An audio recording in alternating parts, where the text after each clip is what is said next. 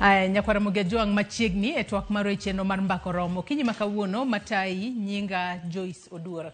Okinyi makawuono Nyakwara Mugejuang wadwa twako tudore kod chal mar somo. Ahinya nyato gi sani mwang'eyo ni penj mano mar KCSE dhi mbele e skunde mopogore opogore e pacho kae. Migao mochung'ne wechego mag somo e pacho kae notemo keto penya okenge magera mag geng'o kuo mag penj mano mar KCSE mano chakore ayanga mano penj mar ndiko mano chakore ayanga chieng' tarik 3 dwe mar 11 higani kendo biro bedo ka rumo tarik 21 dwe mar 11 higani. Kata kamano nyaka sani koro ji maderom 19 osemaki ka itudo kod kuo mar penja kanitiere jopuonjre mago maderom jopuonjre mabende noyude kod simbe mag ong'we yamo e kuonde mopogore opogore magitime penj makamano. Penjo en ni ang'o ma janyayo kuo mar penja inyanyato penjno mano mar KCSE nyalo bedo ni jopuonja ema konyo jopuonjre e kwalo penj kose jopuonjre ema seche moko neno ni poko puonjgi gino moromo kose gineno ni penj nyalo bedo mateka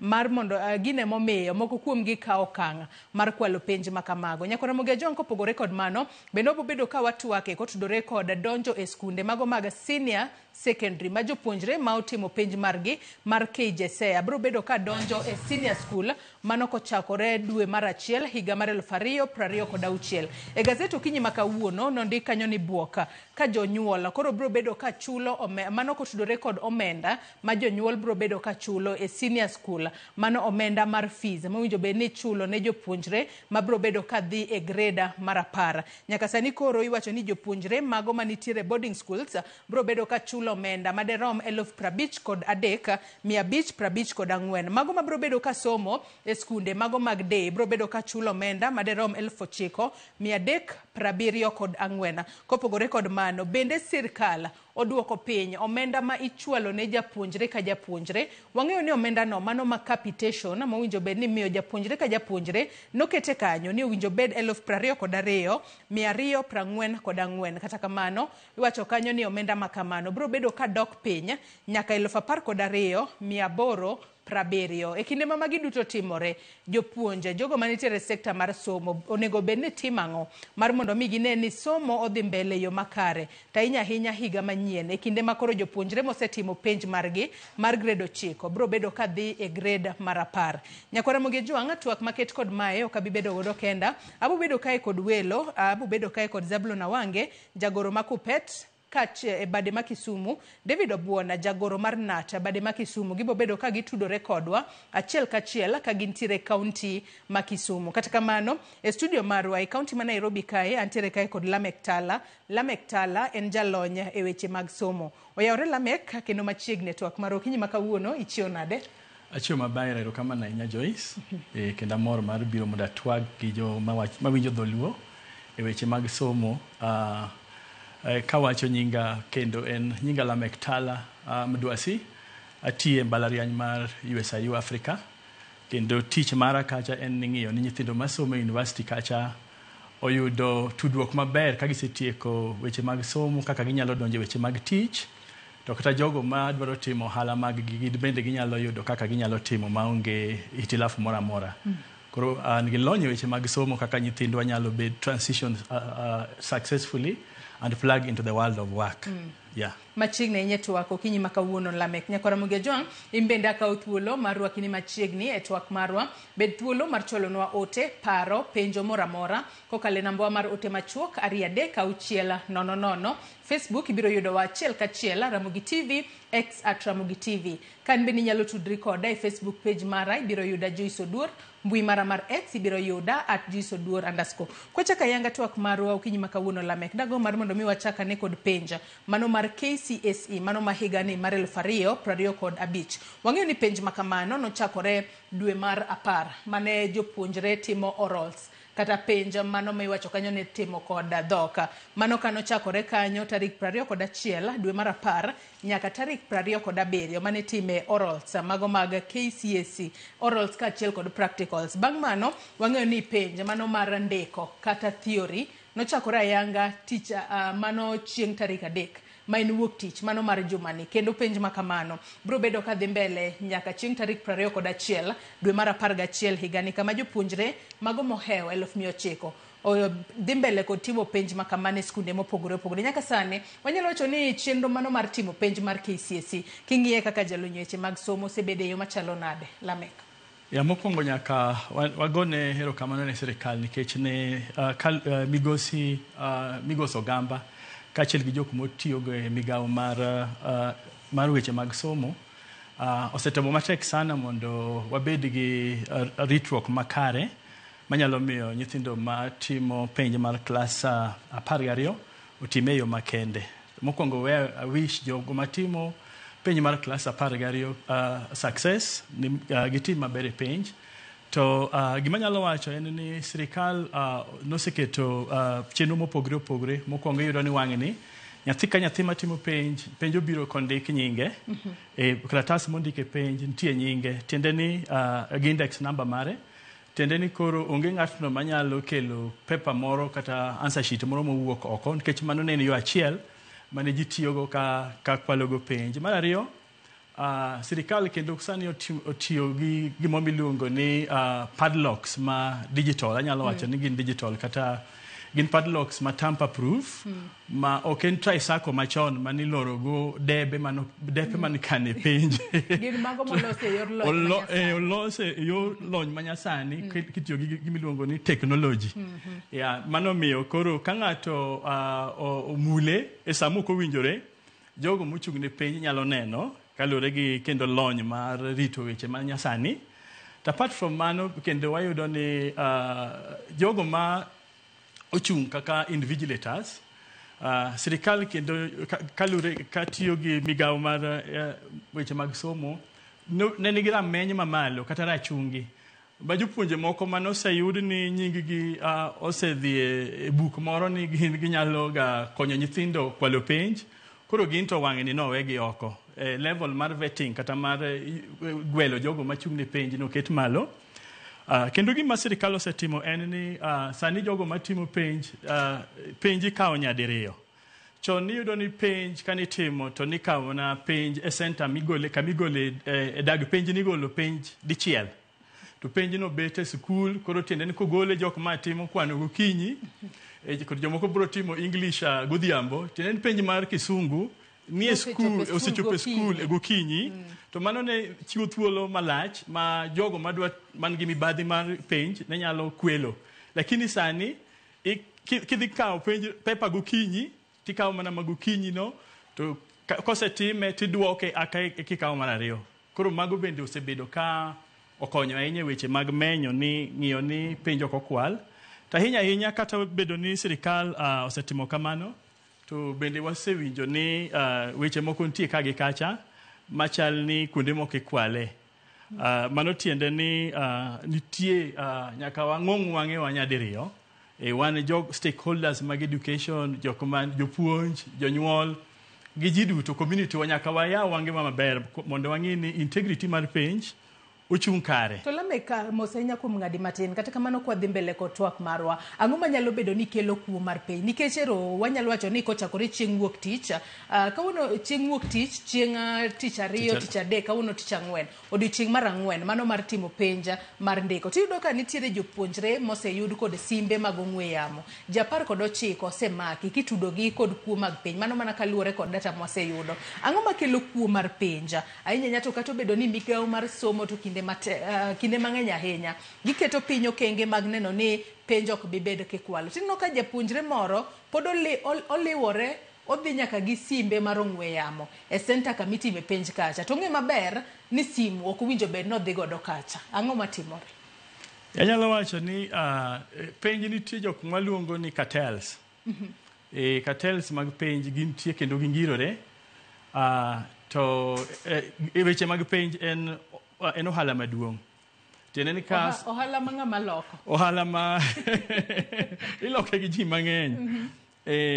Inyalo yudo ni kuonde moko skunde ma itayo gi principals ma onge gimiluongo ni character. Inyalo ti kodgi kaka weak link mondo okwal penj. To pressure, gimomiyo penji kwala ahinya en ni kinde malach wang'eni wawuok e system ma ning'iyo success mar ng'ato kata ni pimo ber mar nyalo mar ng'ato kaluwore gi grade moyudo. To paro bilano pok owuok ahinya. Palo bilano pok owuok. Pod inyalo yudo ni jonyuol mang'eny pod nie okang' ma ging'iyo ni ka nyathi oyudo B kata oyudo C, mane ka nyathino inyalo kony. Koro miyo pod ji struggle gi weche mag ni grade mane ma ng'ato yudo. To iyudo ni e CBC wasechako wuok e paro moro bilano. Mar ariyo, pod nitie pressure ma iketo kuom principals. For example, ni skundi okadho nade. Koro ka skundi okadho maber... Ng'ama keto pressure makamano kuom principals? Pressure ni wan jonyuol waketo. Pressure ni bende wuok kuom jotelo mochung' ne weche mag somo kulubi county gi sub counties. Nikech jatelo ni nyalo mna yudo promotion ka county mare otimo maber. To achiel kuom rang'iny ming'iyo ni county ne otimo maber en ing'iyo ni nyithindo kalo nade. Koro yudo ni kata odoko ni gin joma chung' ne weche mag ng'iyo ni penjo ok kwal.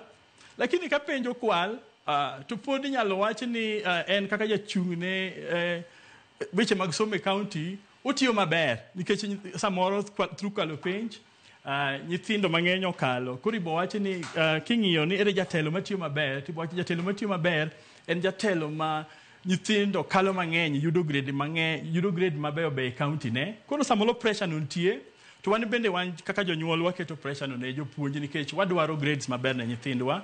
Koro aparo ni weche makamaka miyo nyithindo koro temo matek mondo gikoliud gi jok moko bende, samoro bende jopuonj mondo kwal penj.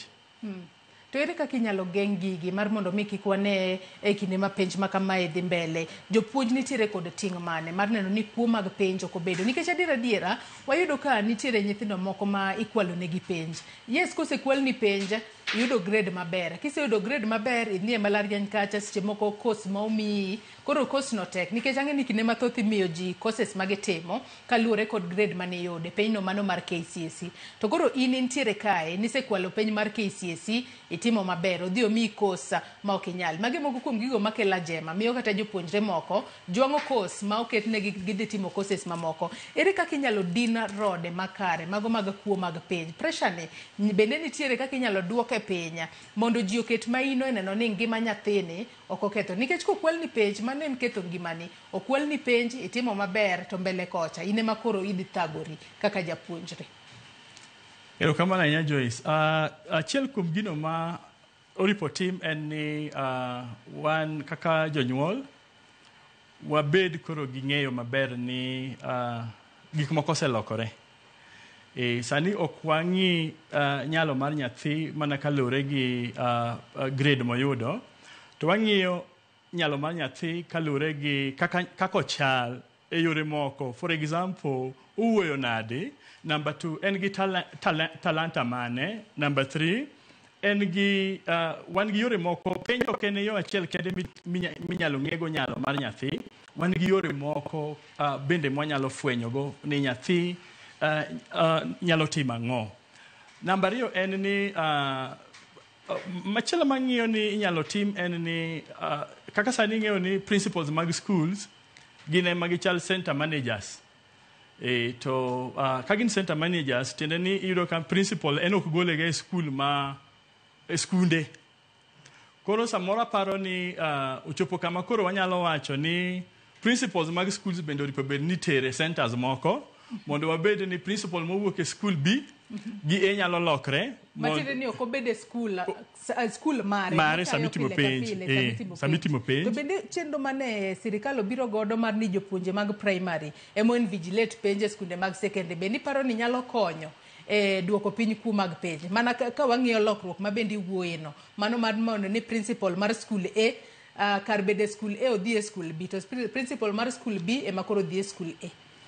Mano nyalo kelo lokruok maduong' ahinya nikech iyudo ni koro jopuonje mag primary gionge gi gombo malach ahinya kata vested interest. Nikech ka poni an japuonjo agriculture to an man e school ni, abo dwaro ni nyithindo mang'eny okale penj mar agriculture. Lakini kwa kao japuonje primary school kocha, to wayudo ni koro mano ketho system bilano. Koro wabro bet ni japuonj obiro en ng'at ma neutral, en onge gi gombo mare kata dwaro mare e skul ka. Koro adwa yie kodi Joyce ni mano bende en rang'iny maber ma sirikal okawo mondo reduce go interest mag jopuonj ma ginyalo bet go mondo giter mean score margi malo. Kata gi collaborate e weche mag kwalo penj.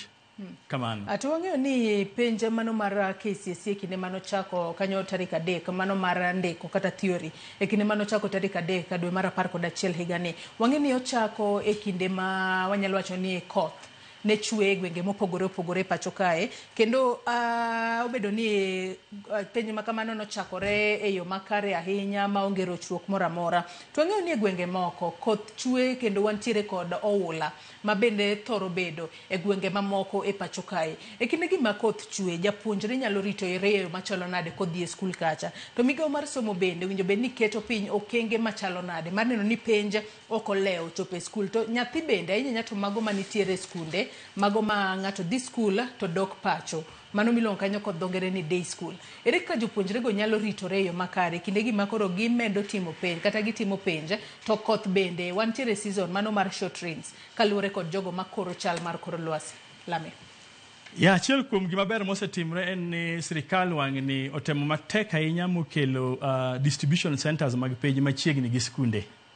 Depe mikane penj oket kendo oket almost kamoro amora machiegni gi skul. Koro miyo kata obedo ni wan gi skunde moko mantie kuonde moko ma yore riche, ni mano challenge no koro oseloye nikech iwuotho mana matin nono to ichopo kuma penj nitie kendo idok. Koro ginyalo tiyo gi pikipiki, ginyalo wuotho, ginyalo tiyo gi land cruisers mopogore opogore kata mag police. Mana achiel kuom gino ma sirikal osetimo ma omiyo koro penj ochopo machiegni. Namba 2, sirikal bende tiyo kuonde moko ma nitie kor lwasi marach kaluwore gi koth. Sirikal tiyo gi kalapapla. Nitie ndeke ma koro fuyo ma kosefweny ni kacha nitie pek moro kaka penj nyalo chopo ne nyithindo. Tiyudo ni sirikal tiyo gi kalapapla to mano bende koro miyo pek ma nyalo betie mano koro ireso. Mar adek, nyithindo masomo aneno ka skunde moko koro keto ni nyithindo bende ma samoro nyalo bet ni wuok mabor. Kuonde moko yudo ni nyithindo wuok kalo bridge no koth osemuko. Nyithindo mag day ka skunde moko sekelo mondo otim boarding mondo koro gidagi skul. Mondo koro omi gibed gi thuolo maber ma ginyalo timo go penj maber ma onge gimoro ni ok ochopo nikech chuodho, ok ochopo nikech koth. Koro gima wanyalo wacho ne jonyuol en ni nyithindwa moko ni day schools giwuotho mabor kata giwuotho e chuodho, koth bende chwe. Gima anyalo kwayo en ni jonyuol mondo wang'e ni nyithindwa gi wasewuotho kodgi for 4 years. Kendo wamed mana jiwogi kendo wakonygi mane matek ni giyudo gimiluongo ni support ma extra mondo gichop kuonde mag penj sama owinjore kendo kaka program mar penj ondiki. Kamano. To Lamek, kinde gima itimo penj mano mar KCSE ma jopuonjre dhi mbele kod timo, jopuonjre winjo bed ni revise ne penj makamagi yo machalo nade. Obed jogo manitiere kata pacho ma somo to dok pacho kata jogo manitiere school ma nitiere boarding school. Penj makamagi winjo bed ni revision mare itime yo machalo nade nikech par ni ma en japuonjre e kinde ma iseto penj mano mar KCSE ok set mana gik ma notim mana e form 4 kanyo kata class 12 kende. Yudo ni moko seche moko no punje form 1, form 2, form 3, form 4 iseto gi duto. Ere kaka jopuonjre winjo bed ni timo revision margi inyanya to ne kalatas magidhi timo odiochieng' manyien mar mondo mi japuonjre ni kik bed kod pressure mathoth ahinya nikech yudo ni pressure makamano be masiche moko kelo kuo mar penje maka winjo ka japuonjre owinjo huma moro ni nitiere kaka wanyalo yudo kalatas mar penj makiny watimo to koro rikni mar mondo mi embendo chwe wang'e kaluwore kod pressure makamano. Jopuonjre winjo bed ni revise yo machalo nade mondo kik obede gi pressure mathoth, obed dala kocha, obed kata skul nikech kata dala kocha bende nitiere jonyuol moko ma achudhe moko se ng'ise ni miya pesa moro matin anyalo yudo ni nyathini kalatas mondo ka nyathini okal penj. Joyce, mano penjo matek kendo lakini ober. en ni nyithindo mokwongo sama watimo penj nyaka wabed gi kwe mar chuny. Kwe mar chuny ber nikech omiyo koro kwa wabede gimiluongo ni panic, ok wapanik kata ok wabed gi butterflies, ok wabed guguyo guyo iwa. Ka wan relax kendo wan gi kwe mar chuny, tiende ni ok wabibedo jok ma dho ngere luongo ni anxious. Wabibedo jok ma parowa ochokre kendo wan gi ikruok maber, ka wan gi geno ni higni 4 mwasebedo kwa somo mago higni mwasekawo ka wan gi ikruok makende nikech penj makoro watimo ni. So gimokwongo en bedo gi kwe mar chuny kendo bedo gi yie kuomi in iwuon ni an gi ikruok moromo mar timo penj. Adwa ni mak parono gi kanyo, maka gi parono gi kanyo adwa ni wadhi achiel kachiel nyaka kaunti ma Kisumu winjane kaka Ogai mano mar Wiper Democratic Front Kalonzo Musyoka loso gi sani no chope boma ma Kisumu odiochieng' manyoro kod odiochieng' ma kawuono obobedo kodhi Bondo e kaunti ma Siaya e chenro mano mar yuago mosenindo Raila Amolo Odinga. We wawinjane kaka loso gi sani. Hii sasa jaribu kayo nayo. Because today I have come to mourn my late brother, Raila Amolo Odinga, with whom we went to the trenches to give this country a good, reputable, respectable, democratically oriented nation. The type of nation that young Kenyans have been looking forward to. And in fact, I've literally agitated. So I'm dressed this way, literally to remember that I'm going to honor the father of Maandamano. We resisted, and Kenyans are still resisting bad governance. Kwa hivyo, tumefurahi kabisa, tumeambiwa Kisumu dala. Tumekaribishwa Kisumu. We'll pay a shortcut as we call on Governor Peter Anyang' Nyong'o immediately from here, and I think the rest of us will be moving to Bondo. It's about an hour to get to Bondo, and we ask that people drive peaceably and without any situation. We pray. In fact, I want to ask one of the bishops to come and commit this journey before the Lord. Hapa tuko na clan elders of Kambani. James Kilonzo is here. He's like the king of Kambani. So, and then we have also the Council of Elders. We have also the professionals here, led by Professor Mulubi. We also have the other Apex team, the bishops. The bishops are here, like Bishop Mwangangi and Archbishop Kituba, Apostle Musili. And then of course the members of parliament, the former members like Mheshimiwa Ezekiel Mweu, Mheshimiwa Patrice Ivuti, Mheshimiwa Ndoto is actually the chair of even the wing of Ngema upande of Mount Kenya South, literally, is here. And so we are very excited. I've just been talking to the Kamba local stations out there. And we are all united in mourning our late brother, Raila Amolo Odinga. That's why we have come. And we like what we are seeing. People of Kisumu, people of Siaya really welcomed us. I spoke to Governor Jim Orengo. I think they're all waiting, supporting Mama Aida and the family. So that is what I want to say, media. You can see we have really come. And kwa hivyo we also be driving animals literally. Ile ng'ombe imekuja itapelekwa kwa mguu. Tukifika huko inatungojea mahali and then tuwapelekee familia as a way of mourning. We have our Secretary General Shakil Abdallah there. We have also Ambassador Faye. It's literally all the friends of Raila who are here, including Wakili Njiru and Mheshimiwa Cicely Kariuki here, former CS. Mukunji is actually the chair. A member for Manyata is the chair of young parliamentarians. If you remember, he was incarcerated wrongly and charged under Prevention of Terrorism Act. We are happy he's here with us, and many others who have come. The only clarification, united opposition know we are here to also represent them. But I think Rigiji and others will also look for time to come and mourn our late brother. So we are all united. Mother Karua, Eugene Wamalwa, Natembea, Rigiji, I spoke to him last night. And of course, we are also now strategizing on the pending by-elections. So some of them are very busy on that. On ndiye viangoma ina mona anasema representative wala vinyi Kenya. So I think that's it.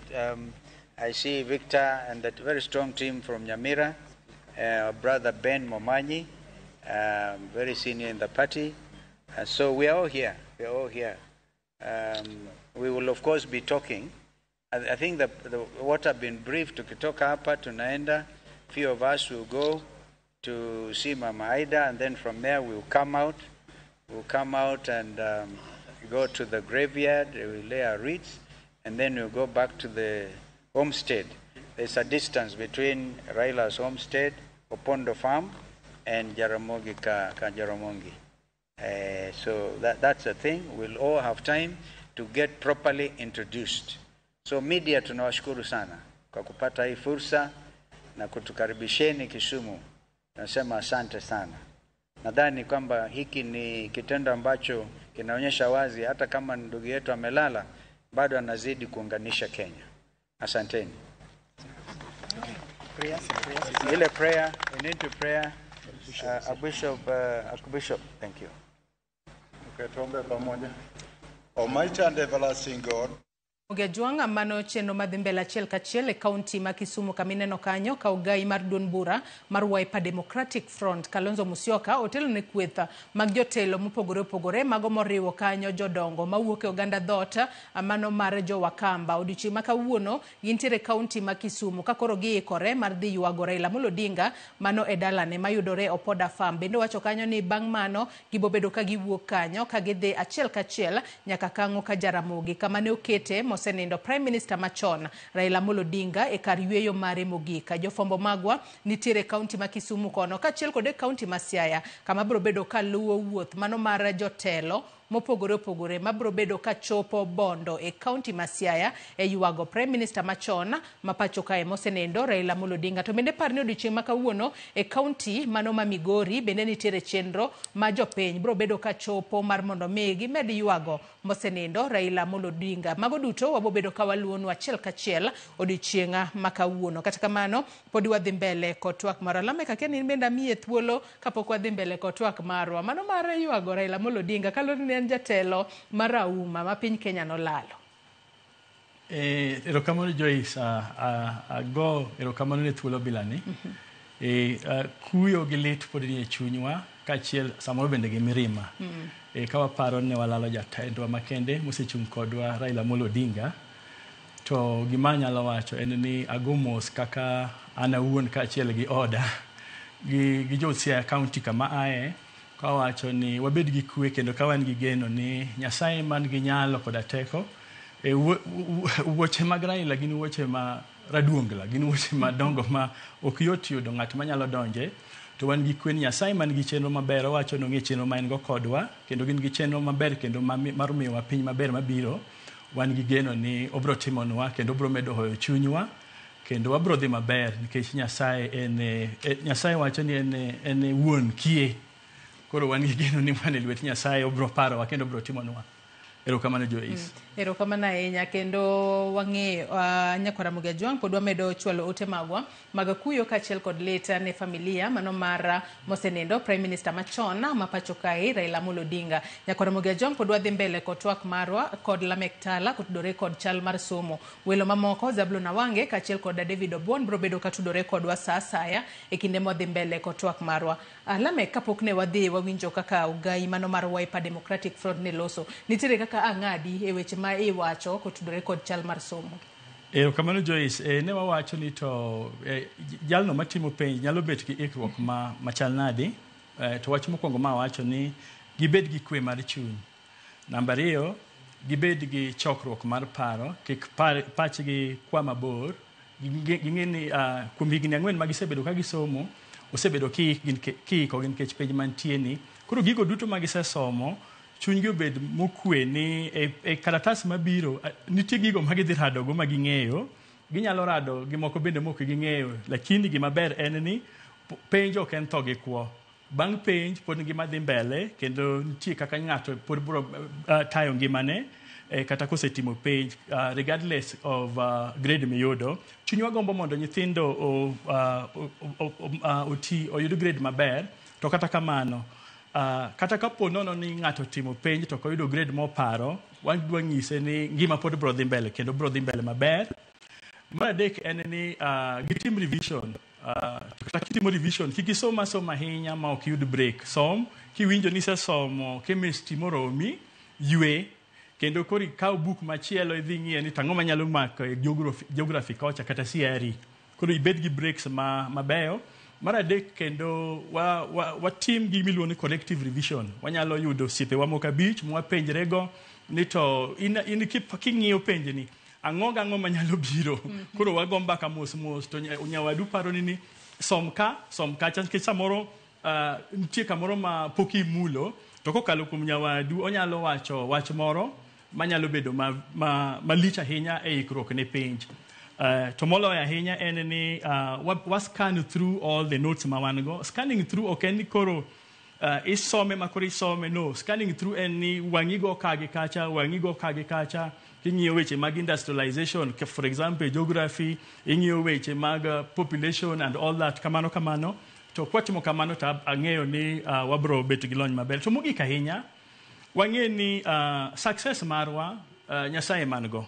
Nyathi ka nyathi mondo ng'e ni Nyasaye nigi chenro maber ne ngimawa, omiyo kik wang'imna ni penj kende. Nyasaye ema kelonwa gimiluongo ni success. Omiyo wachokre kendo wabed gi yie kuom nyalo mar Nyasaye. Kwatimo kamano, Joyce, ang'eyo ni nyithindwa biro timo maber. Kamano. Iwacho kanyo makare ahinya, kendo ageno ni paro makamago moko kuom kata jopuonjre nyalo somo ne jopuonjre mar mondo mi ging'eane kaka ginyalo ikore ne penj kata ne kalatas ma gibiro bedo ka gitimo odiochieng' machielo. Ing'isa kae ni welo maga e kaunti ma Kisumu, mano mwalimu Zablon Awange, jagoro ma Kupet, bade ma Kisumu kachiel kod mwalimu David Obuon, jagoro mar Nate. Kaunti ma Kisumu oseikore mar riwore kodwa e twak ka gintiere e kaunti mano ma Kisumu. Achal kod mwalimu Zablon Awange, jagoro ma Kupet e kaunti ma Kisumu. Arwaki ni machiegni e twak marwa. Ka wadhi mbele kod twak marwa, gi thuolo ni watwak otudore kod penj mano mar KCSE ma higa mar 2025, ma penj ma indiko kata theory nochakore ayanga chieng' tarik 3 dwe mar 11 higani, mano chieng' wuok tich mar jumani. Kata kamano waneno ka nitiere ji 19 mosemaki ka itudo kod kuo mar penja. Penjo en ni tang'o ma thoro nyayo kuo mag penja, inyanya to penj maduong'a mano mar KCSE. To ka wang'iyo kenge mopogore ma migawo mar somo noketo penya mar geng'o kuo mag penja, bende gino kenge makare ma higani mar 2025 waboneno ka seche moko nitiere kwan matena mag buche mag kuo mag penja mar KCSE pacho kae. Awange. Pero kamano Joyce.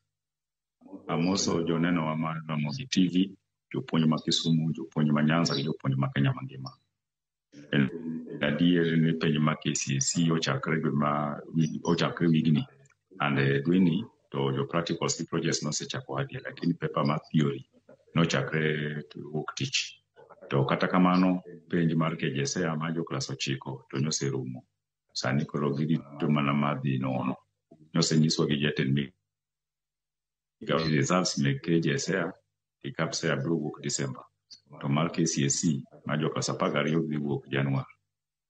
Seche matin ma penj ma KCSE nyosetin, nitie jomoko osemaki, skunde moko be ose neni jotend gi miluongo ni center managers oloki or bedo replaced gi deputy center managers nikech wach kuo. Maparo ni wach kuo no nyalo reduce nikech en wach mane jatend migawo mar somo nochako higni mang'eny 10 mokalo miluongo ni Fred Matiang'i. Nokawe gi jatend migawo miluongo ni osenindo Ngire Magoha. To kata kamano pod waneno ka weche nitie. okonego bed ni wach mar kuo nidendelea. To kata kamano wawacho ni sirikal kokadho kuom migao masomo gi duol maloso mar chung' wach penj NEC, migao kata okenge magibiro go structures manie gibiro go it's in the right direction. Gibiro go ni digital padlocks, kifunde man digital ma obiro connected to the headquarters. Gibiro gi customized papers, ma paper ka nyathi nigi paper ne man mondo iyud excess paper ne bedo matek. To gik moko be manowacho kaka news bende gi implement demilitarization of exams. Onge heavy security. Mano be waneno kata KJSEA wach mar polise nyetin kabisa KJSEA. Waneno kaka KJSEA orumo maonge weche mang'eny, to mar KCSE ni to ready waseno ka nitie weche. Kum nitie maber tek as per the Examination Act. To wakia gimomiyo ji pod kwalo penj. Onego bed ni kata suspicion mar kwalo penj nitie. As a union, one ok support jopuonj ma are implicated e kwalo penj. We want them mondo gitim girit penj kaka onego bed ni timre mondo kony nyathi skul mondo oyud grade monyalo dhi godo e transition kodhi godo e college. Onego bed ni odhi timo diploma to odhi timo diploma, odhi timo degree odhi timo degree, to kodhi timo certificate to odhi timo certificate. Momiyo karka CBE to gisetemo bagi keto penj ok so competitive.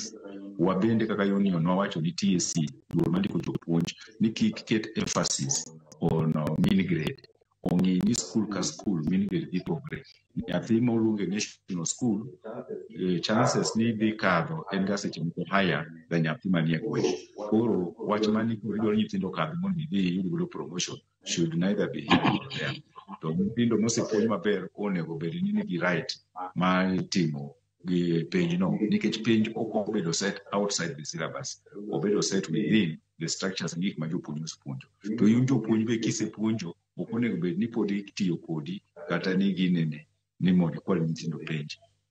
Kaka nyito kes ma nyitimre Siaya ma iwinjo gi japuonj noyudi ka en motimo printing, moko be noyude ke richo ka jopuonj adek nomaki nyithi university nyithi mbalariany ka gibet gitimo ni impersonation gine ma gibet gitimo penj no instead of nyathi school. Koro magi gin gik moko ma defending dhi bedo ga matek kabisa. Wawacho to kendo wanuoyo ni penj onego tim e yo maber, onego walu structures, to onego bed ni kata results biro to wuok ma show the real ability ma nyathino. Ok onego bed ni nyathi ma onego bed ni D- oseyudo A-. Ma dhi chande kata yiero courses monego bed no yiero. Momo adwaro true reflection. Onego bed ni wapenjre seche mwaneno ka nitie achich mek wach mag penj ni penj ma internationals be itimo Kenya kae, to pok wawinjoga ni penj go obedo gi kwelo moro. Penj kaka GCE, IGSE, moko ma British curriculum go ma ibedo printed loka to ibiro tim gi skunde moko ma private schools go, pok wawinjoga. Ere kama NEC osebedo ka time marach kata Ministry of Education. Magi e gik monego bed ni waloko as teachers. To wane ni maislahi ma jok marito penj go, obed managers, deputy center managers, obed supervisors, gin vigilators, kata jok madhi nono penj miluongo ni examiners ongi. Koro koseng'i maslahi ma jogi biro miyo koro wach mar kuo be dhi reduce. Nikech kaka ng'ato osewacho kanyo mokalo cha ni penj is a very big industry. En ohala maduong' matimre Kenya kae. To jok ma oseng'iyo gi ohala, obed mar njaga, obed mar kwalo dhok, obed mar kwalo penj, pod ok nyal weyo ohala no kakelo ne omuomo. Kare ahinya mwalimu Zablon Awange jagoro makupeta bade makisumu kendo yiena kapok wadhi yweyo marwa mokwongo mar mondo mi arwaka mwalimu David Obuona jagoro mar NAT bade makisumu e twak marwa bende okinyi makawuono kapok wadhi yweyo madundo gi sani karwake e twak mwalimu David Obuona in korka kori nyaka ne penja mano mar KCSE mindiko chakre ndalo matin kende to aneno ka buche mag kuo mag penjo osewuok oko e lela. Ng'ama inyalo se kuo mag penj tere kaka wanyalo dino rode mag kuo mag penj e pacho ka inyanya to e period ma podi odong' mar timo penj mag KCSE kapok ochopo kanyo higa mar 2028 mwang'e ni ok wabibedo kod penj mar KCSE kende pacho kae. Mwalimu David. Erokamano Joyce, Adam Rawachine, one Gaga Union Mark NUT of Wasir Chinamora Mora Marqualo Pinch, Manifisi. Marareo, Madaka Jodosi Wuyo, Zablon, Jalon Lamek, and Osenwangreni Kumar Pinch, and Alama Jamokoloso Magalos Pes. To Kindibu Mangoni, the Puina Malich, the Puyo Ye Qualo Pinch, Tadi Punti Maqualo, Waka condemned as a union, Nayafingato. Okay to teach online, Nialo Riembe. One must say, warn our officers. In this case, was such a chinkaja, Negi Namasaniki Timo, in village homes, in those schools. That Samaki cow teacher Magatemo, beginning a paisley, Ikete Oko, Magimora Yamala follow, they go to Kadiponu to Yamankare.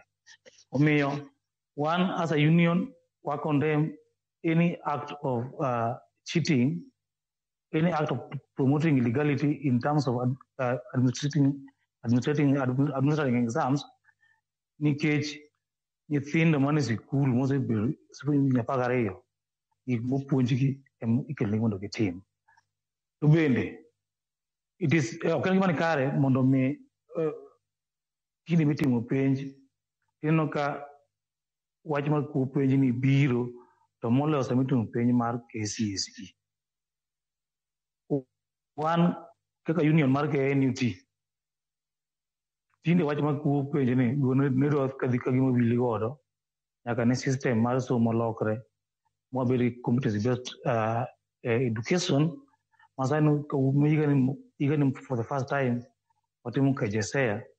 My baby, you pay you godo, you know your maber, your mukue, can you go your dog, it will be my pagarion. Oh, they are watching.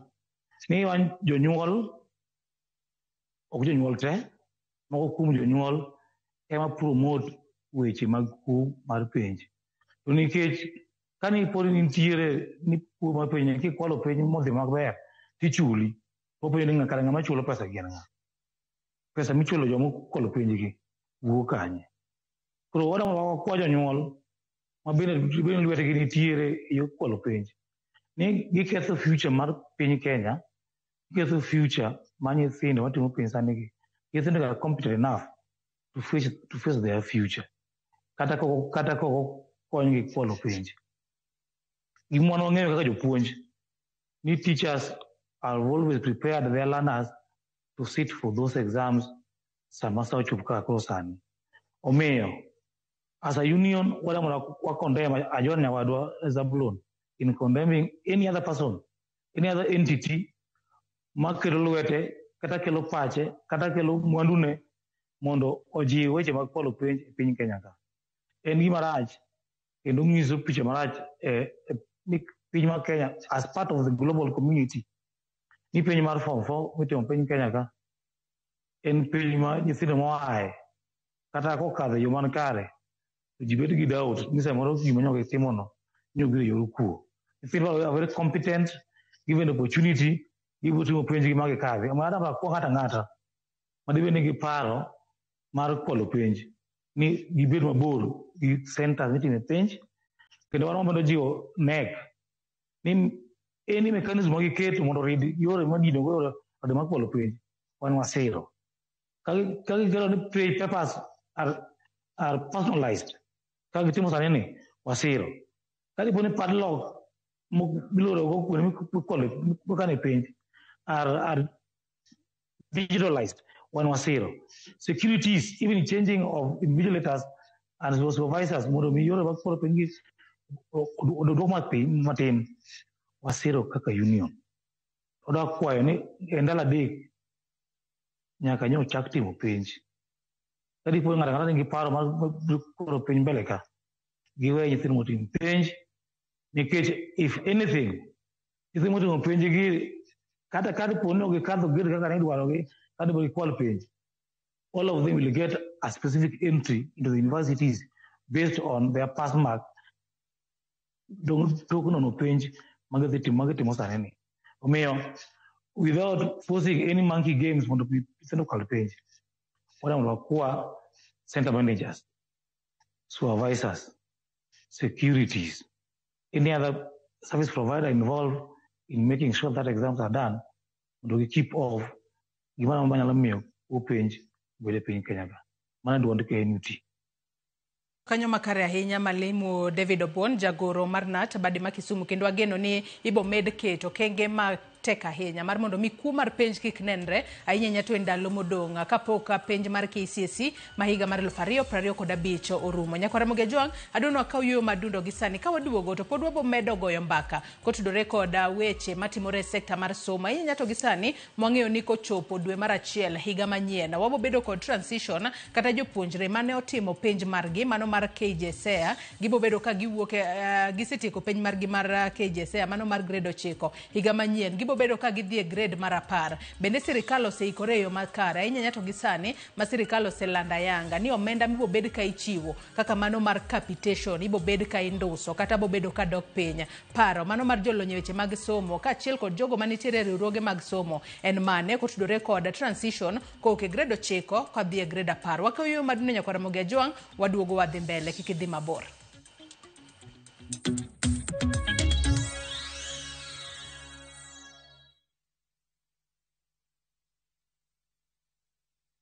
Radio Citizen ikishirikiana na Mulembe FM, Sulu FM, Vuka FM na View Sasa. Tunazuru eneo la magharibi mwa Kenya kwenye roadshow moto ya Jipange na View Sasa mashinani. Ni kuanzia Jumatano tarehe 5 hadi Jumamosi tarehe 8 mwezi huu wa Novemba. Jipange ushinde na View Sasa. Ni burudani pamoja na nafasi ya kujishindia zawadi kemkem na mamilioni ya pesa. Tuna 50,000 kila siku, 500 kila wiki na grand prize ya shilingi milioni 2. Tarehe 6 ni Kandui, Mayanja Vitunguu, Chwele, Kimilili, Kabukuywa, Naitiri, Ndivisi, Misihu, Lugulu na Webuye. Tutakuwa na Munai, Machoka, QT na Atea kutoka Radio Citizen, Dr. Tunde, Samuel Kisondio na Brian Kaitano kutoka Sulu FM, Shifa Longo, Kevin Nandwa na Pamela Kadima kutoka Mulembe FM na Margaret Asava, Bruce Kanzika na Vanoti Sendi kutoka Vuka FM, bila kusahau Mukaya Junior kutoka View Sasa. Burudani ni kutoka kwa A Boy from Lubao, Emmanuel Musindi, Mika Wanyenje, Opeta Musungu, Vincent Ongidi na Anko Nico. Tokea tujipange na View Sasa mashinani. Na mamilioni.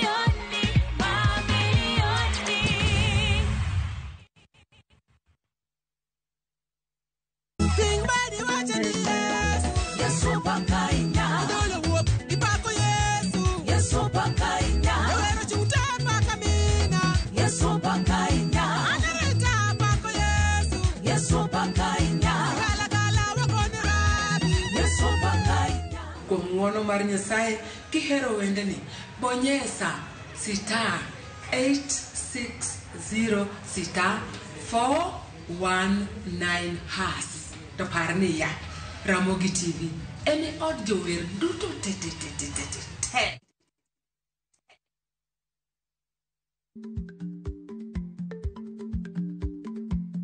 Jarik ni jamuod nyoyo gi goyo. Matiende ni dhi matek maok inono maber samoro nyalo miyo ng'ato midhiero.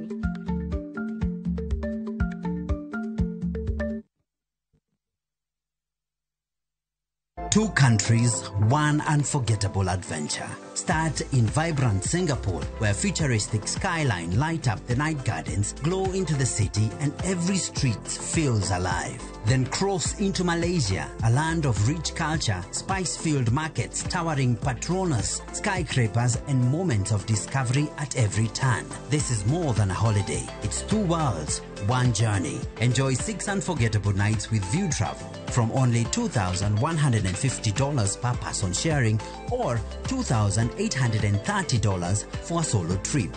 Book today and enjoy the ease of Lipa Pole Pole. Call 0703-254-254 or visit viewtravel.com. View Travel. Dream, explore, discover.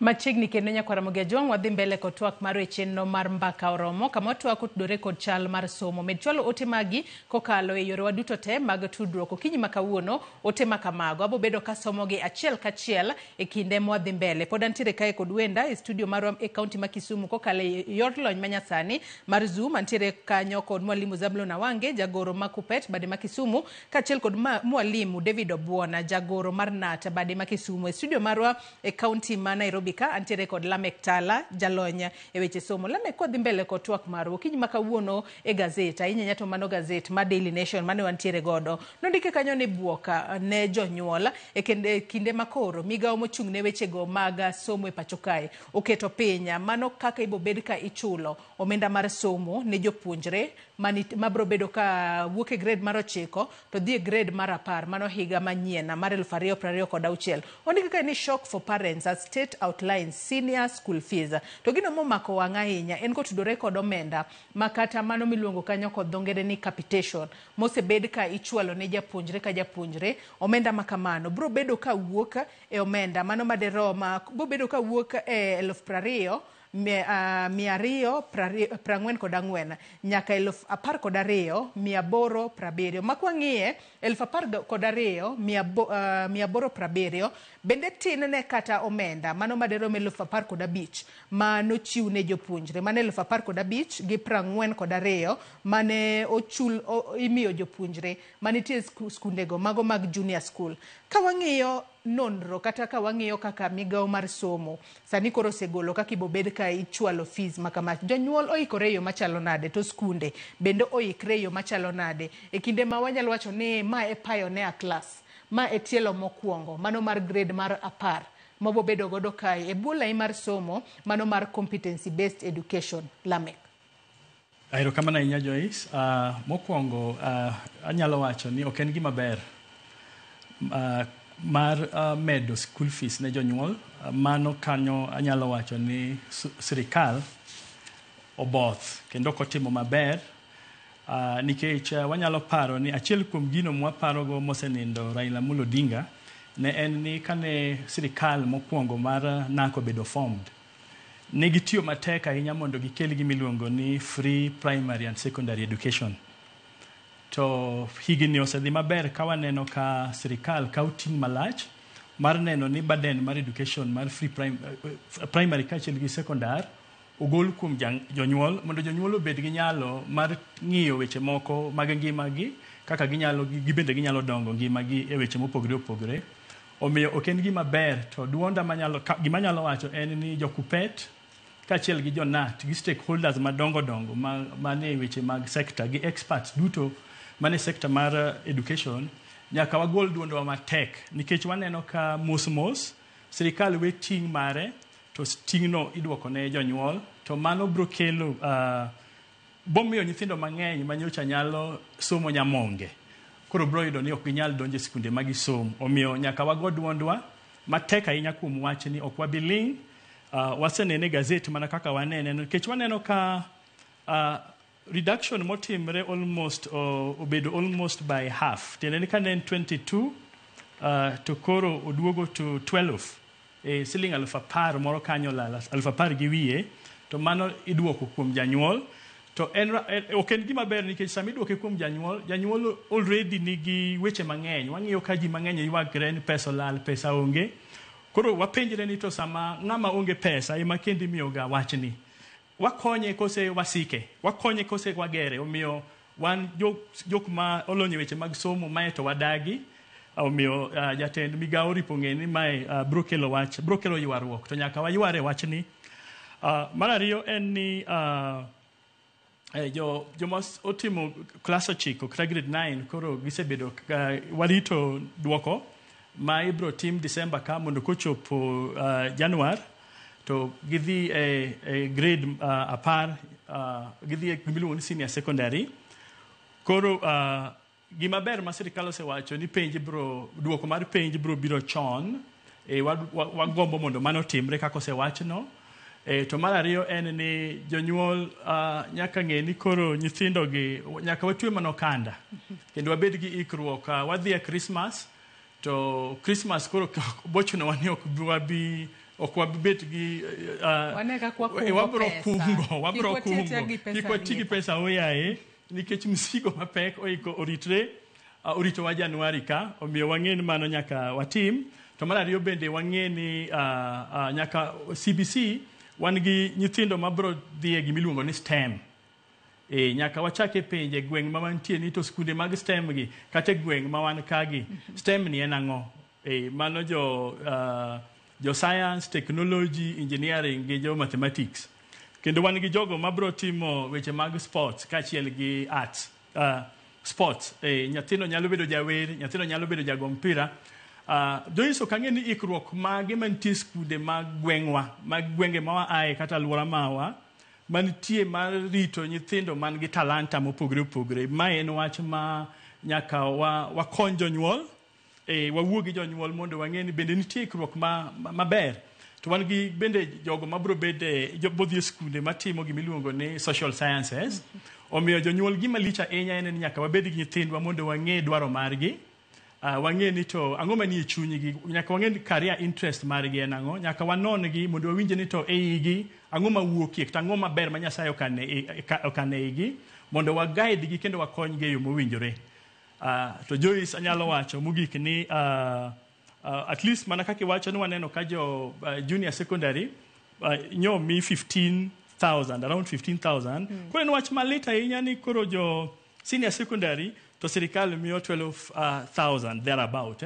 Mano wach ma nyaka wawuoye matek kendo nyaka wa involve nyaka josiasa magwa ni mondo ging'i wach ni mapek ahinya. Mak parono gi kanyo wawinja ne pach jogo mawuok e riwruoge mochung' ne jopuonja e pacho kae Kupet kaachiel kod Nata. Achak kodi mwalimu Zablon Awange, mano transition mano kowuok e grade mar 9 kadhi e grade mar 10 penja mano mar KJSEA tielo mokwongo ma wanene pacho kae noserumo ayanga kendo jopuonjre mopogore opogore motimo penj makamano ikore mar mondo mi obi odonj e grade mar 10 mano higa manyien 2026. Migao mar somo osewacho ni duoko makamago bro bedo ka wuoka mano dwe mar 12 mano mahigani. Penjo eni bende sirikal oseikore e yo makare mano mar neno ni transition makamano otimore e yo maber kendo jopuonjre okobedo kod ng'ikruok moramora e kinde mag dhi e skul kaachiel kod paro kotudore kod omenda ma ichulo kaka school fees e skunde makamago kod capitation ma sirikal koro wacho ni bro bedo ka wuok 2022 dok piny nyaka 2012. Japuonjre ka japuonjre in kaka japuonj un kaka jogo manitiere riwruoge mag jopuonja bende chenro makamano bro dhi e yo makare maonge ng'ikruok moramora. Mwalimu Awange. Erokamano Joyce, wan kaka jokupet kata jo unions de en herowa mondo chenro dhi maber. Wan ema wasebet kaka unions kwagoyo pressure nikech wabe wan consumers mag somo. Nyithiwa timo syllabus go to nyithiwa dhi e skundegi tipuonjo gi jopuonjgo. Koro wach mar transition magi ne gin policy mek sirikal. To kata kamano waseneno nonro kata mar elimu bora kanyiso ni transition ok osebet ka timbe ka onego timre. Sani jok matimo penj ma klas 12 mano form 4 KCSE gin nyithindo 960,960. Kata kamano nyithindo manodonjo e klas 9 higni 4 mokalo ne en mathoth moloyo mano. Nyiso ni moko no fall by the wayside. Moko mano fall by the wayside gi wakia kuma ne gidhie. We are assuming ni moko no gitedo. We are assuming ni moko be nodonjo e of technology. The same scenario wanene e klas 9. Nyithindo motimo KJSEA gi nyithindo manotimo KAPSEA. Ne gitimo KAPSEA ka e klas 6 higni 3 mokalo. Sani nye gitieko penj ma KJSEA.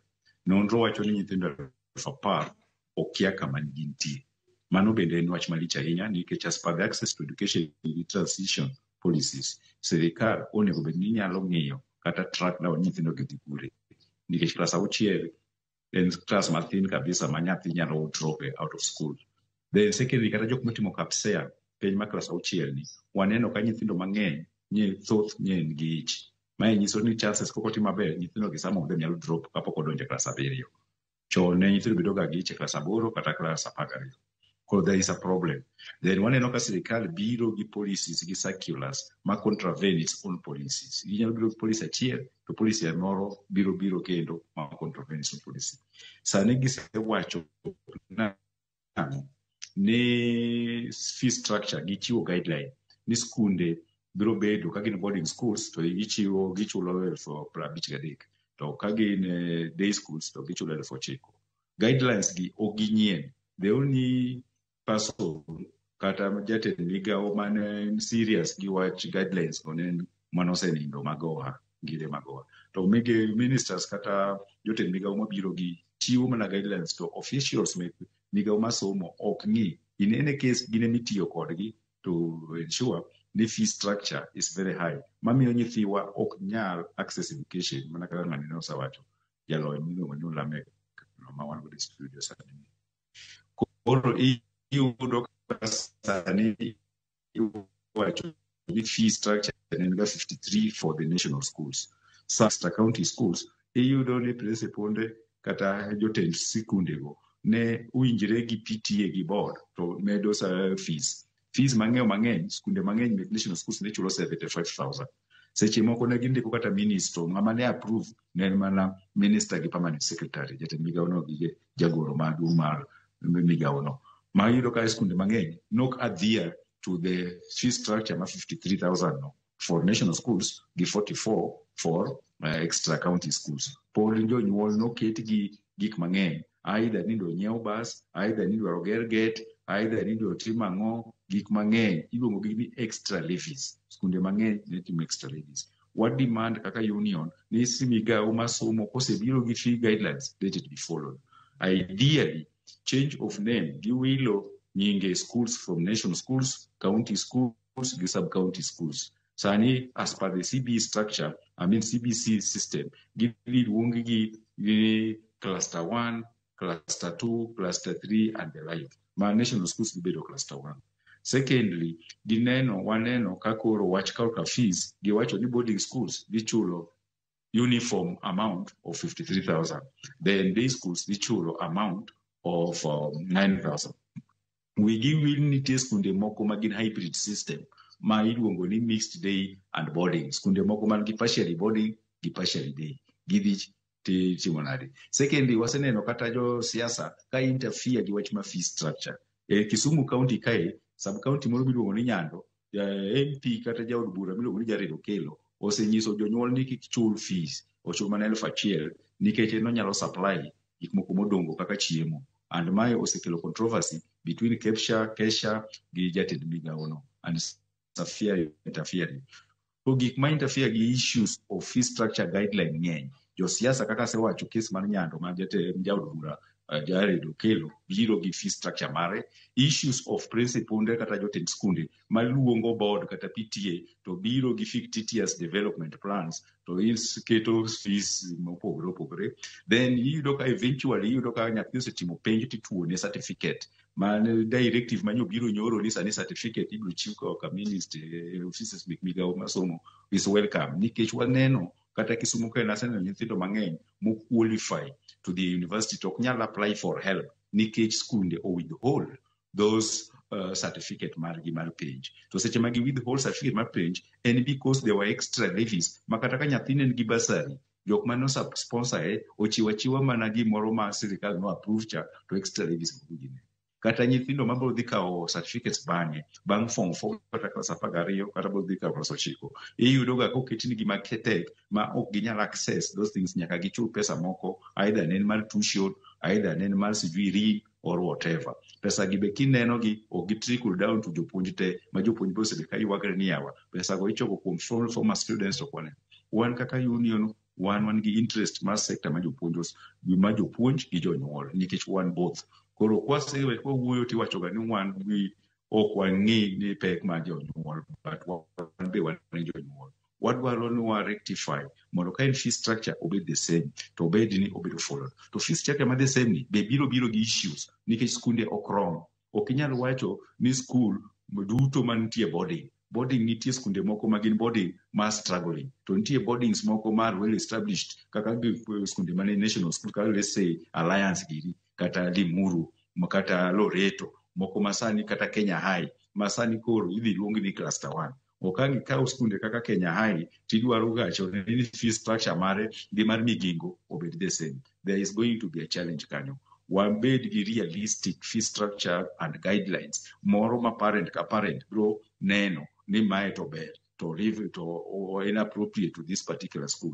Mar ariyo, korka wach mar capitation, one unions, both KNUT mayo telni jaduong' bon kae, gi an, one jo grassroots, gi our national officials. Mwasebet kwa goyo koko mondo capitation obi e school. Capitation enga underfunded and kenden delayed. Oleo totin. Bakata working committee malugo ni education reforms cha no suggest ni mondo pesa mabiro per student omedi. Instead, waseneno ka expert mane ogae mar ODM Raila Amolo Odinga nomiyo Ruto iluongo ni John Mbadi sani en jatend migawo mar fedha nowacho ni capitation ok ginyal afford to nokwere ni owe wacho to sani to waneno ka koro kendo migawo masomo osewacho ni gidhi reduce. The inflation rate is high, suppliers ok ochul, the cost of living odhi malo, the principal nigi tich matek e skundegi. Koro when you are saying need to reduce capitation from 22,000 to 12,000, in short, you are actually the cost of the quality of education immediately reduced. Because if you think new education is expensive, it is ignorance. To one kaka union of what rito modo serikal oteme di fuo moro ni kor wadwaro rito ignorance. When you are reducing the cost of capitation, mano nyiso ni nyao serikal osenyiso nyao moro ni chulo pesa ma serikal mane Kibaki gi Raila Amolo Odinga obiro go 2023 osetamogi to mane Uhuru Kenyatta bende omedo osetamogi. Kik wa reduce capitation mae dhi ihinyo skunde moko matindo tindo miluongo ni day school to dhi compromise gi miluongo ni CBE kata CBC. CBC is a very, very expensive curriculum. Ma skunde ma dhi hinyore gin skunde ma onge infrastructure gi facilities moromo. Skunde man gi infrastructures kaka national school gi extracurricular gi private schools to might be better off. Or one, as a union, will fight for these schools. Nifiwa magi some skunde mathindo thindo gi will be heavily affected nikech skunde matindo go ema onge income generating activities. A day school is heavily dependent on gik moko ariyo. Pes capitation mabire skundno gi pes basari ma MP ema kele skundno personally. Osemiyo nyithindo ka nyathi 3,000 at most 5,000. Mago e fees nikech nyithindo gi nyithindo moa e poor communities. Gibed ni gini e town kae magi e slums kaka Manyata, Bunga, Nyalenda, kata gine rural areas e kor rum kocha. Skunde gi koro koko mi proper facilitation, koko mi proper money dhi hire. So we are demanding kaka union ni pes capitation onego bedga the right amount monego bedo increased to obi on time. Nuaneno ka sani skunde moko ne iwak ni koko mi pesa. The main reason en jatend migawo nowacho nang'o nitie skunde manyawawa go schools to nagoyo koko wan kaka union wawacho ni onge go school nikech pesa kane gitere is a so called go schools go nitie jok mane dhiga e bank to golo pesa no. Ka ng'ato nyalo dhi e bank to golo pesa no, that is mano ng'at mok en nyawawa, is not a ghost person and there is no go schools. Nyoro nye skunde 30 makoro okomi capitation nikech they were non-existent koro gibedo deregistered. One wawacho ni should go further than that. Kuse yudo ni skunde gi were non-existent, manye jok mane kao pesa go mak gi ter gi od doho. Mar ariyo, ka yudo skunde gi kuonde moko waneno mana kokete kata signpost, nitie grand corruption mibabi moro mane timre. So seche mwadwaro hinyo janyuol modhier cha, seche mwadwaro hinyo principal gi HOIs school ni wa reduce capitation. Meanwhile serikal kao pesa to keto e go school to ka gise rectify nikech ne gileo ka mara dekni to koro ginyiso wa jatend migawo gamba migoso gamba nyiso wa ni koro gisefwenyo jok ma skunde ma ghost go kata nyawawa to ginyiso ni skunde gi gin magi. Aya wange makane paro no gi kanyo. Skunde gi gin magi hatua mane midhi kaune. Aya makane paro no gi kanyo wawinja ne pach David Obuon bende jagoro mar Nata e county ma Kisumu ka tudore koda mano chenro mano mar wechego mago mag chulo fee ma winjo bed ni jopuonjre manitiere senior school bro bedo ka chulo ka chiela koda wechego mago mag capitation manyaka sani koro ne en 22,244 kata kamano sani koro duoke piny nyaka 10,012 kata kamano inyisa ni wakao yo madundo gi sani ka waduogo David Obuon obo bedo ka waduogo kodi. Nyakwara Mugia Jwang kikidhi mabor. Mar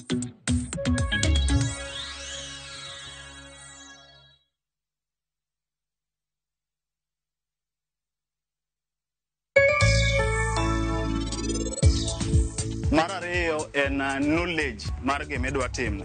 Nyaka ibed gi understanding nikech inya bedo ni capital idwa waro whatever midwa waro to ionge gi understanding, koro knowledge is equally key. An gi experience ma an go e tijni ang'eyo ni yieni ka oma ng'wen kana mber ten tana pa machal kama to ka ome ariyo gi nus ten tana abiriyo. Machielo en ng'eyo sources kuonde minyalo yude nikech kaka electrical en so wide gigi ok inyal source from kamoro achiel.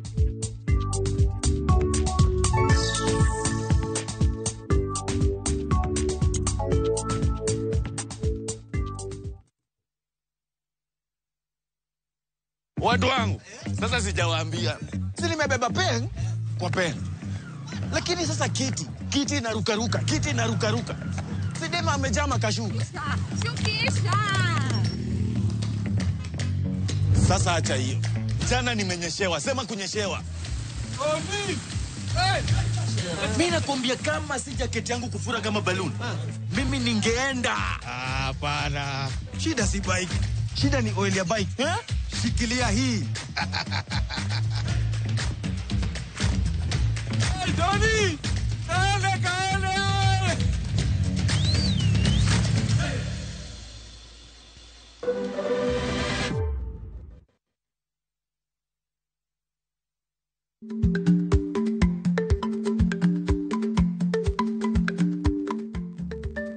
Dhako muol kadonjo, matiende ni, bedo ni ng'ato ling' e kinde ma owendo, ok ofulo ni omuol. Samoro en kod kido mamoko.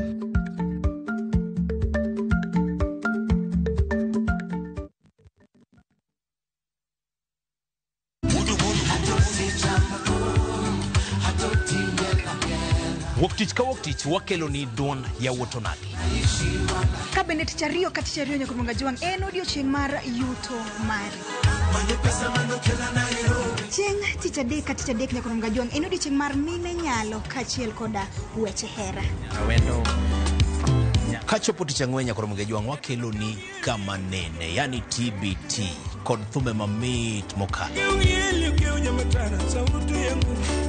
Furahi the edition en thum kaliech. Loso kapuoyo Nyakuronga Jwang'. Ka wakelo ni jothumbe mopogore opogore. Kanyo ndo bende wakelo ni gimiluongo ni Bes Yawa.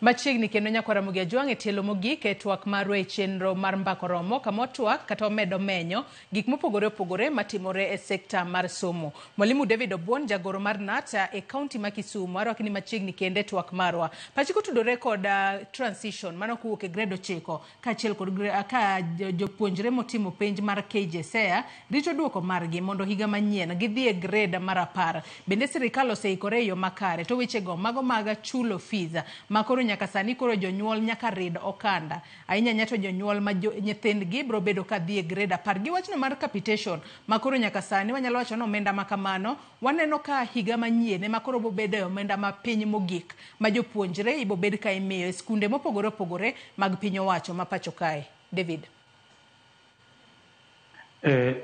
Kamano aramra wacho ni wan kaka union mar KNUT NAT ok wamor ni capitation mag schools were reduced. Nikech all along osebedo kwang'eyo ni en 22,244 to koro ing'iso sani dhi kelo 12,870. Nyiso ni siling 9,374 ong'ado oko gi sirikal. Sama mano timore nyiso ni nyithindwa ma transit from junior school to senior schools will biro ka face hurdle mar reduce accessibility. Accessibility ni ka gionge pesa maganya chulo fees momere malo 30 cha. To nyithindo samoro lek margi mar dhi senior schools ok no chop kare. Wanduto wang'eyo ni basic education kata e chik mar Kenya ma 2010 en free and accessible to all eligible mane piny Kenya. Sama sirikal medo fees kuom 40,000 to 53,000 to giduoko their part of the bargain from 22,000 to 12,000, nyiso ni gikawo osigo ma sirikal onego ting' to giduoko ne jonyuol mathothgi wang'eyo ni samoro onge ting' makare kata nyalo makare mar chulo school fees. Sama wuoye ni the issue mar bursaries moko ne wuok from the county government, moko ne wuok from the NGCDF and other stakeholders. Chien kanyo bed gi ruogruok nikech jonyuol nitie larruok ni mondo mi bursaries gi obed amalgamated to ket a particular system mondo koko pogi nyithindo. Sama higa lokore ni pok obedo clear explanation and guidelines kaka bursaries gi idhi chiw higa manyien. Nyiso nang'o? Nyithindwa ma transit from grade 9 to grade 10 next year, yorgi maler madhi grade 9 kata senior grade 10 sorry kata senior school kwarano koro okete kute. En kwayo makende ni sirikal must review their policies. Wang'eyo ni nitie sikundewa ma koro dhi offer STEM pathway mabende our junior schools njo nigi under pressure ni mondo gi produce 60% of those learners madhi STEM system or STEM pathway. 25% of them ne dhi arts, then 15% of them ne dhi sports. Sama CBC koro bedo motegno mondo mi odhi oran a full cycle, pono kaka sirikal medo keto hurdles.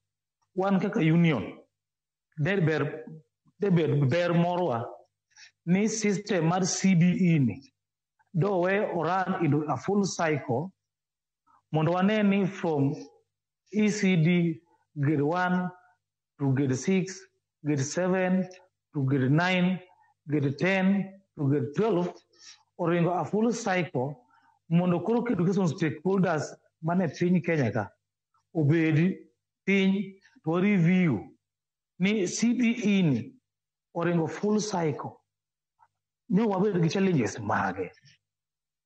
Be nyithindo manyochako from ECD to grade 1 to grade 9 to grade 10 to grade 12 oringo a full cycle mo meet the objectives mar CBE. Winyo kanya wadwa Zabulon Awange majagoro Makopet osewacho ni nyithindo mane otimo KIPSEA at grade 6 to transit to grade 7 junior school to nyotimo penj e KJSEA nyurumo wuok tich mokalo ni. Kwan nyithindo manyotimo KJSEA kikompe nyithindo mane enroll kene chako system ni nitiere pogruok. Nyithindo manyo kotimo penjgi manyo kochopo KJSEA gi ne gilwar gidong kanyo. Sani ko gi transit to grade 9, grade 10 sorry. Kagi budhi grade 10, grade 11, grade 12. Onego sirikal kuro we thuolo ni mo nyithindo oringi full cycle mondo bed piny review the challenges ni kama nade. Sama ne ma timore ma ka sama kuro ni mede fees. Fees nitiere ni ing'awo nyithindo moko mondo kichop lek margi mag somo. Duoko capitation chien nyiso ni waka osigo wagolo kuom sirikal to duro wang'eyo ni sirikal e bwo chik mar Kenya ma 2010 wacho sirikal ema nigi ting' mar neno ni somo e basic education system, that is ECD, primary school, junior school and senior school on a full cycle at the cost of the government.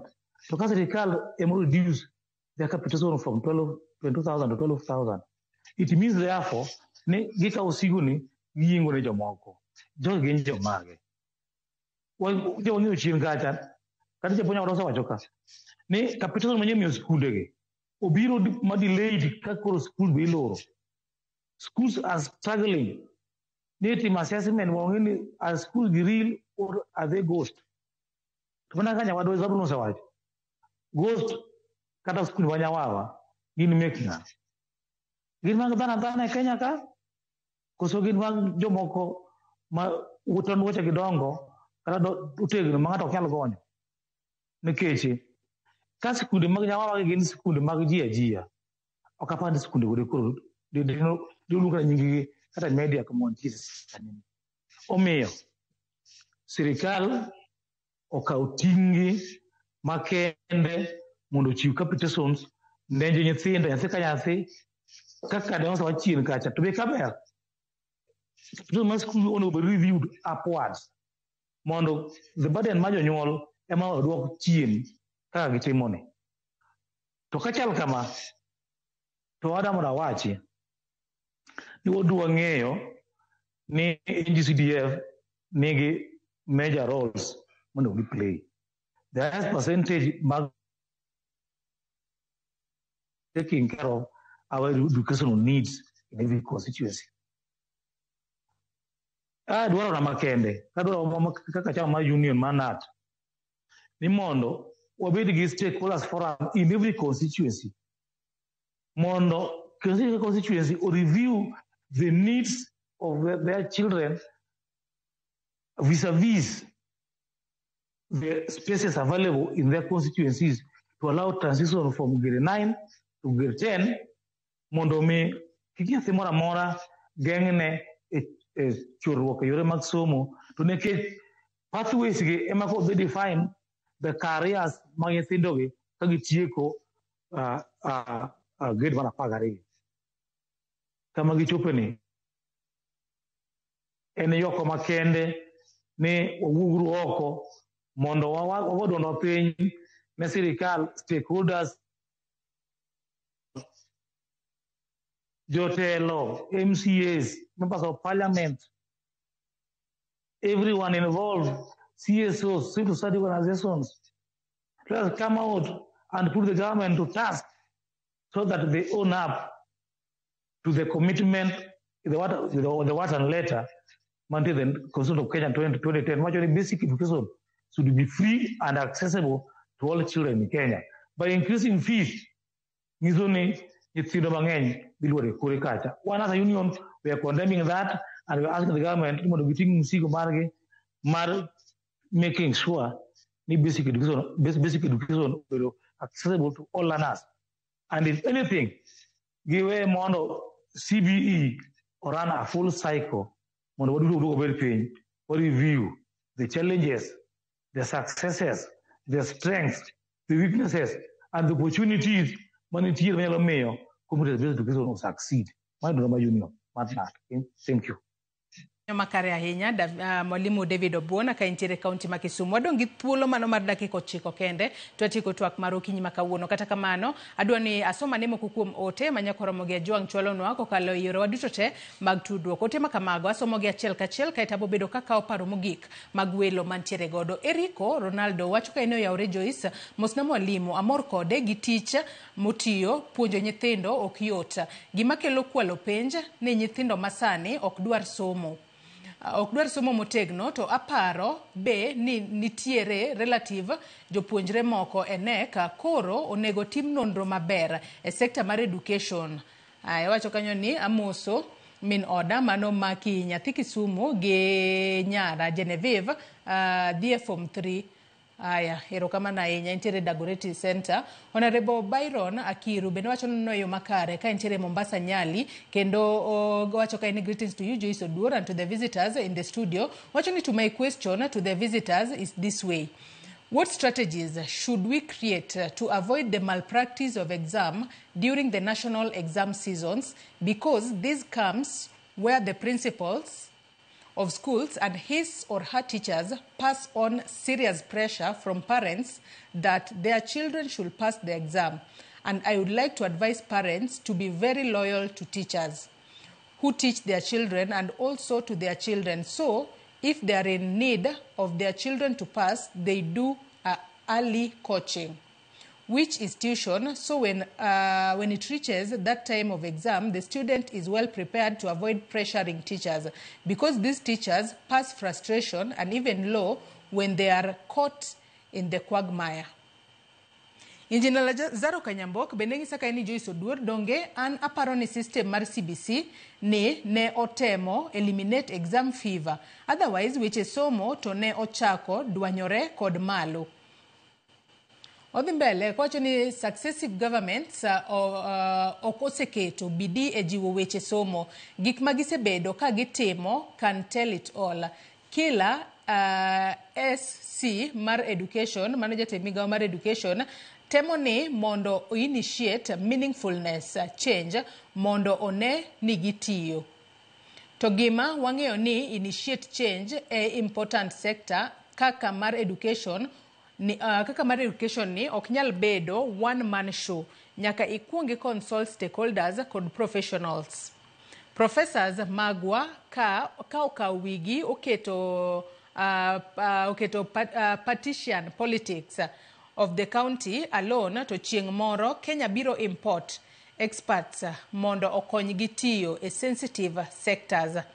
Regan Omondi Owiti bende wacho na sedonjo kaka pile kan Mathare Fubi adiera ni yor somo to inyowa sana kaka wan jonyuol nikech kata mana nyathi kidwa lokone skund primary kendo kionge 10,000 to ok odonji kendo secondary bende fee ni malo mawapenjre ni kara pesa ma sirikal kelo e skunde dhi kanye to jonyuol to guonyore gi pado sani. Reverend Josh Okore bende wacho kanyo ni national schools have sufficient facilities, learning materials, some in excess, while sub-county and county schools are struggling. How can a parent in Maseno Alliance Nairobi School, Mangu, pay same fee as a parent of Ogwal High School boarding without even a lab? Otigo kwacho kanyo ni wondering.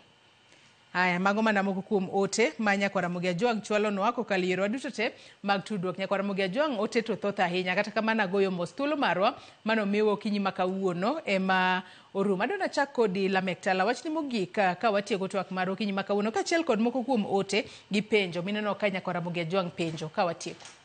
Wach mokwongo en ni ng'ato wuoyo kuom nonro mar penj. Do wacho ni sani nyithindo kosetimo penj mar klas 12 ni to index number gi kende mawuok. Tiende ni ng'at mamako penj mare kata ng'at manono penj mare ok nyal ng'eye gi nyinge kech nitie kaka gibedo serialized, koro miyo mano kik wabed gi luoro moro amora ni nonro nyalo dhi ngalma. Mar ariyo en ni adier kaka ng'ato wacho ni jalno masomo e Ogwal high school kata Ogwal secondary school gi ng'atno masomo Alliance ok nyal chulo fees machal nikech infrastructure margi opogore. Omiyo wach ni nyaka non kendo mondo kete wang'e. Ng'ato bende wacho ni nitie ni koseket CSS manyien mag education ng'ato temo mondo ti kako paro mondo ne en otiyo. Gima dwarore en ni anyalo paro kinde Kibaki ne wan gi Vision 2030. Omiyo kendo nyaka sani wabed gi twak manyien mar timo Pool Vision 2060. Aneno ka jo Rwanda ni kode. Mondo wang'e ni to in the next 60 years kata in the next 30 years ang'o ma wadwa neno ka ochung' kaka pillars masiro weche mag somo. Joyce bende adwa wacho ni apart from just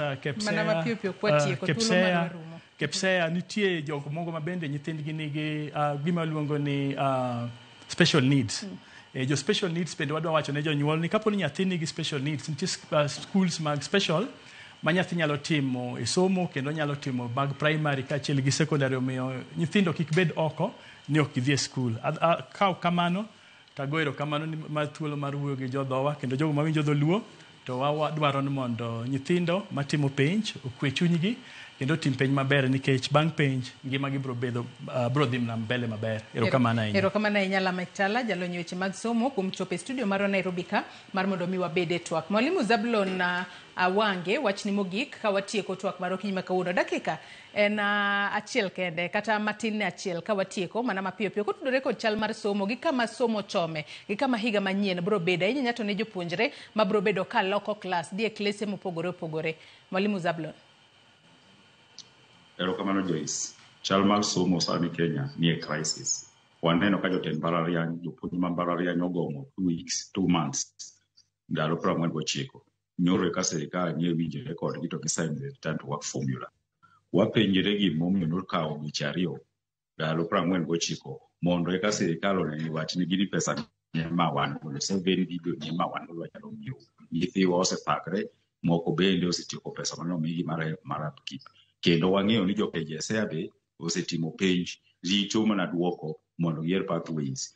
Pathways kanyo jonyuol mang'eny pod ok understand. Why expect a crisis e January? Sani en November, odong' mana December, January kae ji ochako yiero. Chon ne tega scramble no pok orumo.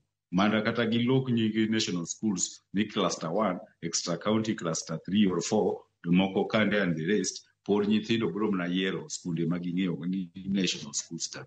Pathway kata obed mana mas 10, to nyithindo bro mana dwaro dhi kuro. We expect a crisis ka sirikal ok otimo gima osiep na buono wacho cha. Ni wabed gi stakeholders meeting mondo wa plan, nikech failing to plan is planning to fail. We expect a crisis seche mathindo yiero pathway. It is a new system. Kendo wang'eyo ni somo mar JSS osetieko the full cycle mar primary gi junior secondary. Koro wadhi donjo e senior secondary. The puonj man primary JSS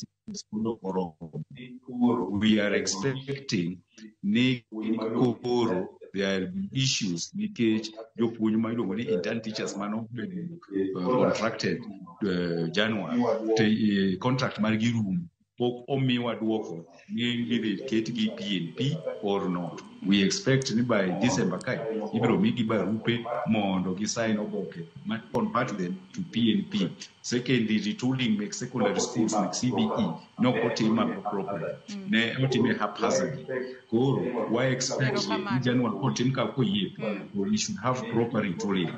Nenti gimoro mane ruomni yotel migawo masomo no lebo biro no ko biro instead no permanent secretary sumu kai watime to boya ago bende no time haphazard. Wadwaro ni sector masomo oriere to gima wanyalo kwayo ke William Samoei Arap Ruto ne audit cabinet changes to onego chak gi jatend migawo masomo. Erokamano ahinya mwalimu Zablon Awange. Magiketo maslahi ma jopuonj kipaumbele. Modumo kabisa pesa ma imiyo jopuonj mas mishitare. Erokamano ahinya Zablon Awange. Thuolo marwa ema dhi karumo. Erokamano ahinya mwalimu Zablon Awange kuom kawo thuolo mari mar chopo e studio marwa e county ma Kisumu kono. Thuolo marwa ema orumo. Yiena mar mondo mi mwalimu David Obuon wachne mogik ka watieko twak marwa. Mwalimu David Obuon, mana mapiyo piyo ka watieko. Adwa malo kero kamano ne jopuonj mosekawo thuolo makende oiko nyithindo chopo sama gitime penj. Jopuonj mosepuonjo nyithindwa under the new system mar CBE at ECD level, in primary, in junior school, nigise resilient enough magise overcome challenges nyaka sani koro nyithindo nyithindo timo penj mar KJSEA. Wakwayo jopuonjwa madhi receive nyithindwa gi senior schools ni giikre mar receive nyithindo gi, nyithindo gi biro koa e system ma opogore ma ipuonjo senior schools sani. Omiyo sirikal be nyaka ikre mar iko jopuonj by providing them with necessary tools. Masawa nyithindo gibiro gi return, gibiro ka erokamano ahinya mwalimu David Obuon.